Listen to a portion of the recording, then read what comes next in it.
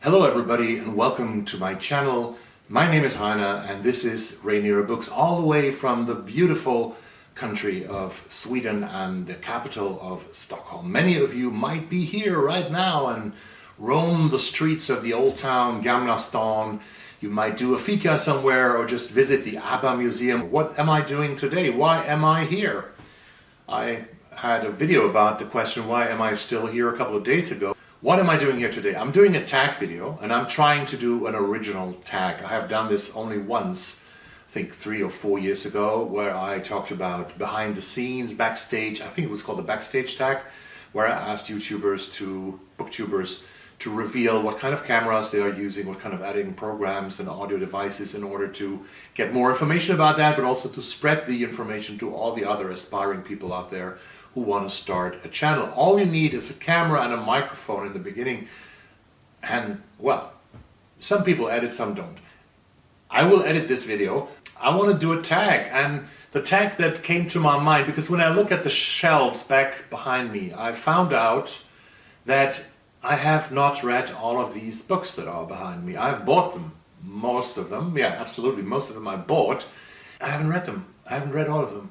About, I think I would say 50% I have read and 50% I haven't read. And that led me to the consequence that I wanted to do a tag about sustainability, but also about books. And I figured out that I want to name this tag the 10 Untouched Books Tag, from my shelves, the 10 Untouched Books. And I will present you 10 books, and the rule is, these books that you haven't read, that are on your shelves, they have to be there, they have to have been there at least for a year or two or even more. So at least a year. Not a book that you bought a couple of weeks ago that you haven't had time to read yet. That's not counting here. But the books that are there for a year or more, they count. 10 books I want to present to you. 10 books that I should have read, that I haven't read yet, and hopefully I will read. Soon I want to decide if I will put them on an unhaul or not, if I keep them or not. 10 untouched books from my shelves, and I hope that many of my fellow colleagues do the same stuff. If you have books on your shelves that you haven't read yet, there are probably booktubers out there who have read everything, literally everything they have on their shelves behind them or somewhere else. But some of you, I know that, some of you have not read all of your books, and some of you might even have 10 books that you haven't read yet. And the 10 Untouched, that's what we're talking about today. So let's get started finally. The first book here is this one. It has a beautiful cover. And sometimes we might buy books for their cover. This is The First Woman by Jennifer Numsubuga Makumbi. And this is playing in Uganda in Central Africa. It's a story of Ugandan women. So that reminds me a little bit of the work of Chimamanda Ngozi Adichie. It's a story of Ugandan women in several generations. At the heart of it is a character, and she's called Kirabo. She is 12 years old, and even her female parents, grandparents, and so on, they tell her, and aunts tell her to be like everybody else. But she doesn't want to conform by all the rules that her grandmother is telling her. She's headstrong, she's determined, she wants to be someone else. And this is playing out, the story is mostly playing out under the dictatorship of Idi Amin in the 1970s. If you haven't lived then, look it up. It was a horrible time for Uganda, and hundreds of thousands of people got killed. The First Woman by Jennifer Numsubuga Makumbi. The second book is also a piece of African literature, but it was not written in English. It was written in French. And I have the German edition, but there is also an English edition. The German edition is called Tanz der Teufel, and the author is called Fiston Mwanza Mujila. That's the name of the author. Now we have an English translation. It's called The Villain's Dance. This book was translated into the English language from the French by Roland Glasser, and I show you the English version here or there. Roland Glasser has translated that book. It plays in the border area of the Congo, the Democratic Republic of Congo, and Angola. It plays in the mining districts. There are lots of mines in the Congo. Lots of people work there under horrible circumstances. And it plays at something called the Kafato mines, which are diamond mines. And this is a wild bunch of characters that we get to know in this novel. We have a lot of music and, of course, the dictatorship, again, a dictatorship like Idi Amin. Here we have the dictatorship of a guy named Mabuto. And this book is also, of course, has to do with a lot of dance. A second book that I haven't read yet. Now we come to one from the United States, from an author who has written a lot of books, actually, but I haven't read a single one of her. It's Lydia Millett. Lydia Millett. It's called A Children's Bible. Children's Bible. Lydia Millett has written 12 works of fiction. She has won awards from Pen Bababa. So she has won a lot. She has been longlisted for the National Book Award, shortlisted for the Los Angeles Times Book Prize, and named as New York Times Notable Books. And this one, A Children's Bible, she's very engaged in the environment, I believe, in recent times at least. And this book is about a bunch of 12, I say often a bunch now, this is a group of 12 eerily mature children who are together on a vacation with their parents somewhere in the wild. And the children run away and try to live their own lives. And apparently this book is about generational divide, but also about the environment, and it's by Lydia Millett, a very respected and well-known author. That's the third book. It has nice blurbs here from Jenny Offel, for example. I read Weather by Journal. She has blurbed the book by saying, Lydia Millett is a stone-cold genius. Number 3. If you have seen my recent videos, then you know that I have been to Ireland and that I was quite fascinated by the Republic of Ireland. So the fourth one is an Irish author, but he's not from Ireland. He's from Northern Ireland, which I consider to be Ireland as well. But I know all the problems. Of course, it's Northern Ireland, a part of the United Kingdom and Northern Ireland. So this is Close to Home by Michael McGee. A book about masculinity, about two men, two brothers, by the names of Sean and Anthony. And now let me get it right. Sean, it's Sean who has a degree from university, who's supposed to be living the good life, getting the good job. And his brother Anthony, he's a very strong man. And Sean, for some reason, assaults another man at a party. And this is setting in motion a lot of events in that book, which deals mainly, as I have heard, about masculinity. That is Close to Home by Michael McGee, and I think it plays in Belfast in Northern Ireland. The fifth book in my list is also in translation. This is a beautiful cover, Soul Lanterns by Sha Kutsuki, translated from the Japanese by Emily Balistieri. Like with The First Woman by Jennifer Nalsubuga Makumbi, this is a book with a very young protagonist. Here we had an African girl, we had a Ugandan girl, I think she was 12, and this girl is also 12. 12-year-old Nozomi is at the center of this novel. Every year when the anniversary, the horrible anniversary reoccurs of the Hiroshima-Nagasaki nuclear bombings that ended World War II on August 6, 1945, every year the surviving families, survivors, relatives of survivors, they have lanterns, floating lanterns that they set in motion to remind themselves and all the others of what happened in 1945. And Nozomi is a family, she's a survivor, her family is a family of survivors, and she realizes that her mother has one lantern, because you put the names of the people you lost on the lanterns, but she realizes that her mother has a lantern where she doesn't put a name on. And she starts asking questions to her mom, and the story of who that person was, the nameless person was, is slowly revealed. This is a story about family, of course, about family history, but also about war and the horrible events of August 1945 and the nuclear threat that we all still have, with thousands of missiles here and there and everywhere pointing at each other. The sixth book from my shelf is Scarbor by Catherine Hernandez, and it has several buttons on it. And this is like the Thrillum Book Awards that I never heard of. It was a Trillium Book Awards. It was the finalist. It was among the Globe and Mail Best Books. That's a newspaper from Toronto, Canada. Globe and Mail. And it was also, the Toronto Book Awards, a finalist in 2017. Scarborough is apparently a suburb of the city of Toronto in Canada, the largest city in Canada.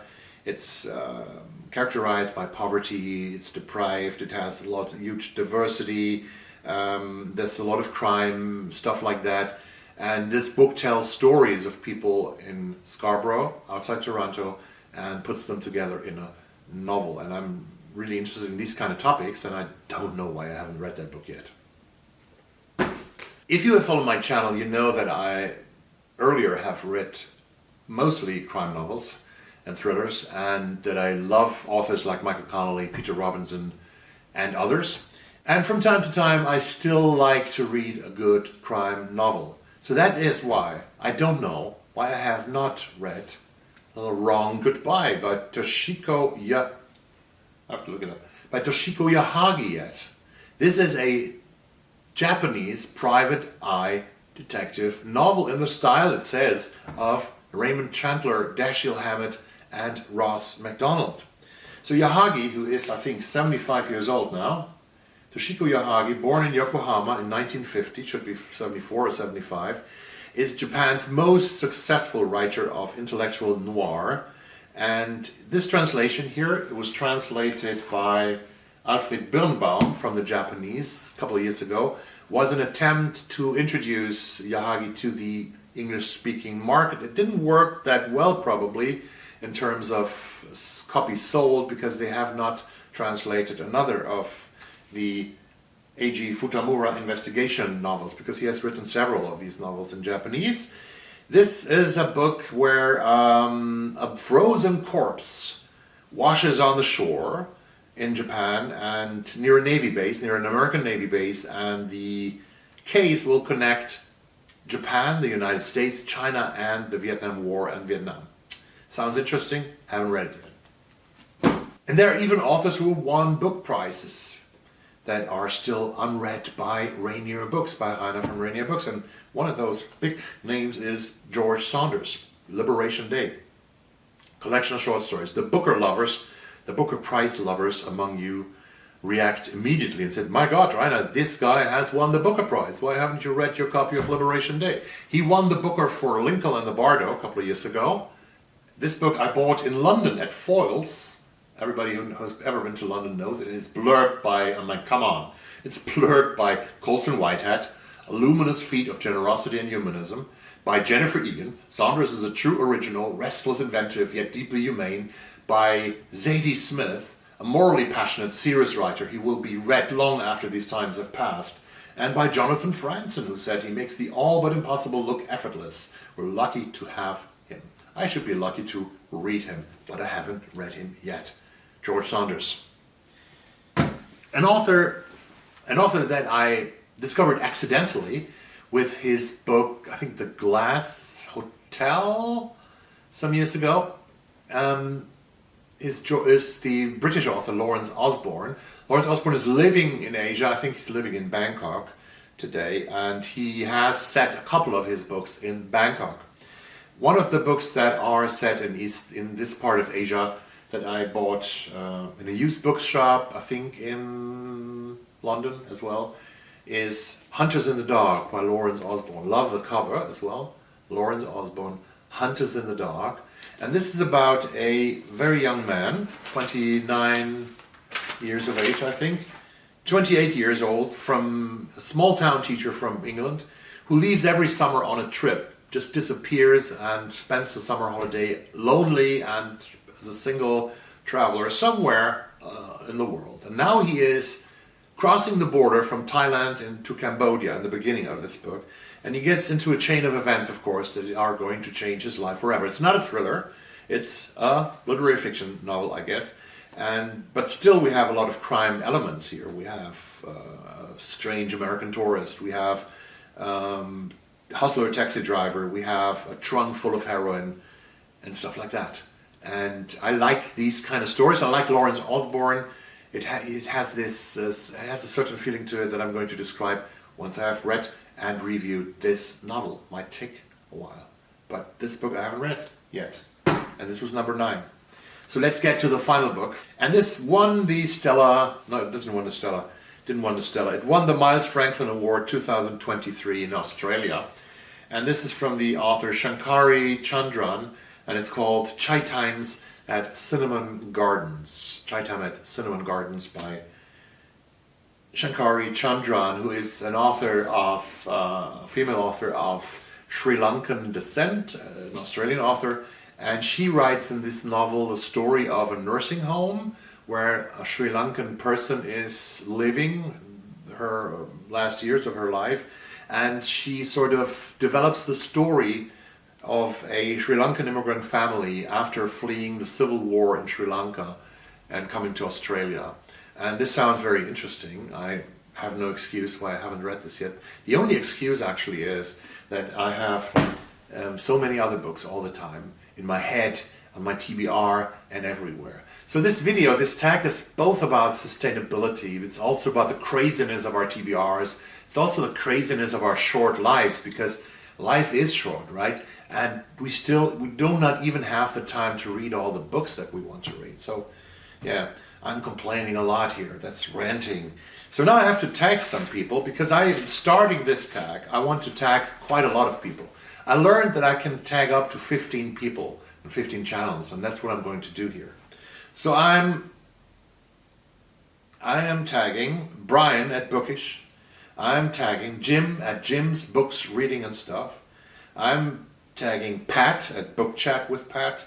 Alyssa at aka Nerdy Norris Reads. Book Time with Elvis, that's Mark. I think he's living in Czech Republic. Daniela from Italy, and Uncommon Reader is her channel. Bandy's Books, that's Caitlin, and at Bandy's Books, she's in the US, as much as Carly's, who is back. Please Read Your Book is his channel. Another Bibliophile Reads, Greg, is another beautiful channel. Then back over the pond to England, Rose, or Roz from Scallydandling, about the books. US, Kevin Towell at Kevin Towell Reads. All the way to India, Nayanika at Pretty Bibliophile Reads. Jen at Remembered Reads. Katya, Page Turners with Katya, and Camila at Asta Ye Books. All of you are tagged. If you have 10 books on your shelves that you haven't read yet, please present them. We're all interested in this. Talk a little bit about sustainability. I want to read more books. I have said that many, many times now, from the library instead of buying all these books and having them on the shelves and maybe someday realizing I haven't read them. So I hope this tag is some kind of fun. Maybe it's not that funny as other tags, but it's super interesting, I think. And thank you very much in advance for doing this and for listening to this. And see you soon in another video, which will be a review of a novel by the Irish crime author Ken Brune, a book called Galway Girl. See you. Bye-bye.